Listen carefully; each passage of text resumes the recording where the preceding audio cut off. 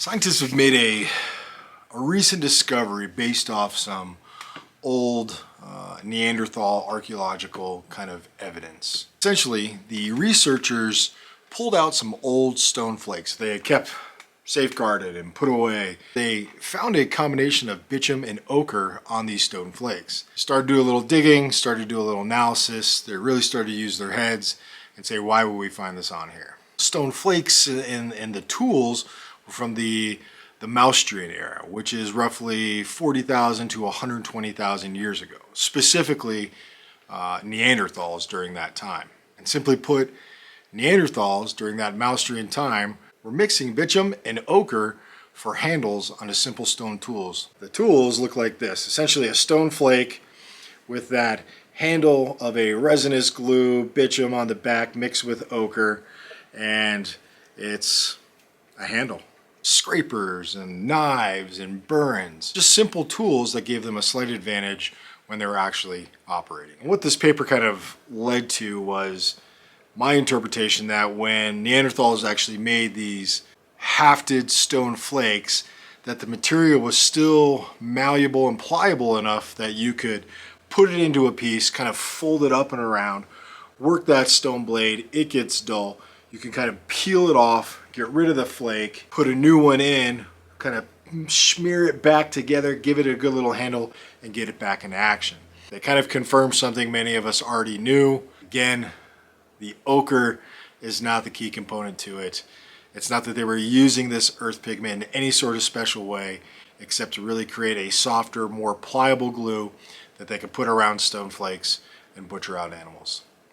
Now, the interesting thing about this article is that this is really the earliest evidence of complex adhesives, adding multiple things together to build a super suitable glue or something in the form of a handle on something like a stone flake. That's the interesting part. And don't get me wrong, this has been kind of something that's been assumed and known for a while, but I believe this paper represents the earliest indications, the earliest findings of the complexity of the glue.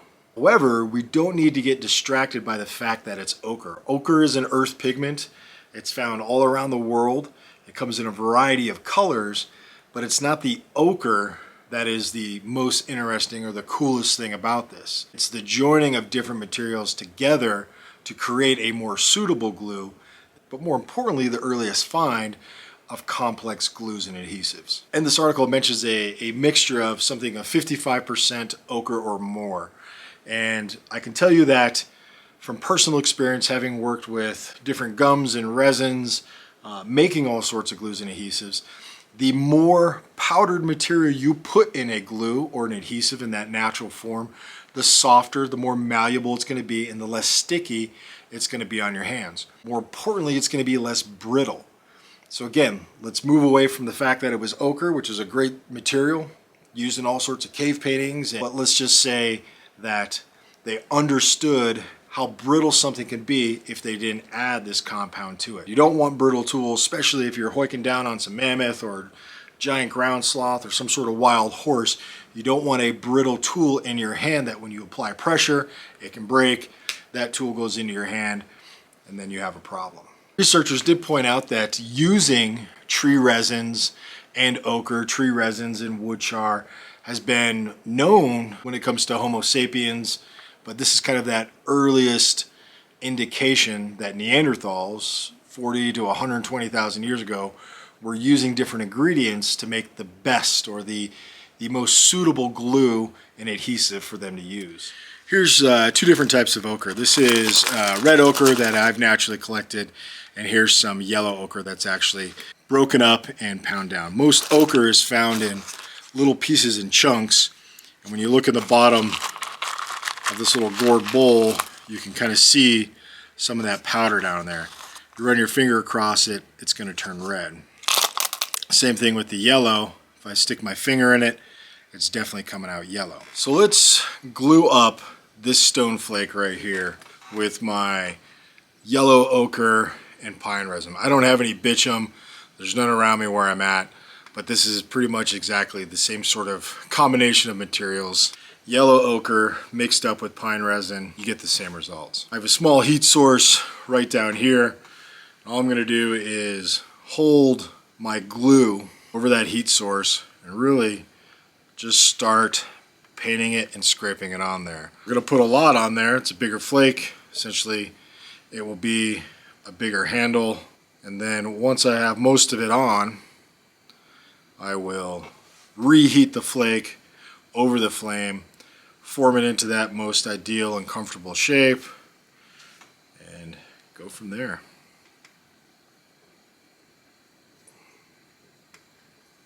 My personal opinion, this material is going to be sticky no matter what. But I think the reality is glue it on, form your handle, and you're good to go. Kind of use the edge right here to kind of scrape off my glue. That will allow me to kind of collect the most of it. You'll see on this side of my glue, it's not too shiny. When I apply heat to it, it gets way more shinier, and I just scrape it on.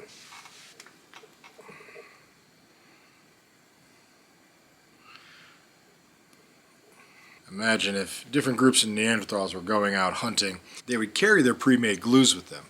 It makes more sense to have some of those resources that you need when you're actually out there doing the thing, compared to having a fresh kill on the ground, battling the elements, scavengers and predators coming sniffing around, and you're out trying to search for glue. I think that should be enough. Now for this, where it's in its kind of rough form, it's a little tacky, but I still have the ability to form it around my blade. If I feel like it's sticking to my hand, I just kind of rock it back and forth, and it comes off. The glue is melted, and essentially, as it's still in that kind of soft, malleable form, it gives me the opportunity to shape it into kind of that best handle.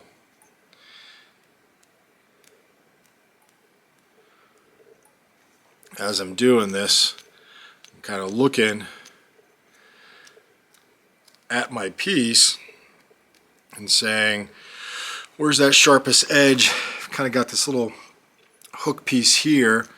You can even go one step further and kind of put it like a little finger groove in there. Lay it in, rock my fingers out, and it gives me a little kind of more defined handle.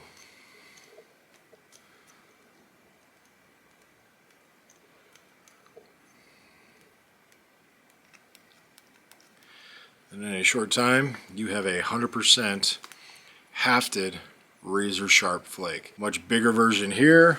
When it dries, it's going to get a little bit more yellow. This is still soft. I can still push into it. It will take about 40 minutes for it to fully dry. But when it does, this wet stuff, this soft malleable side, will turn into this color and be super, super hard. Now as far as it sticking to my hands, well, I mean, if you make it in advance and you scrape it onto the flake, it's not going to stick to the hands. If I took some of my ochre, put a little on my finger, that's going to dry out some of this material. It's going to make it a little less sticky, and I can get it into action a lot quicker.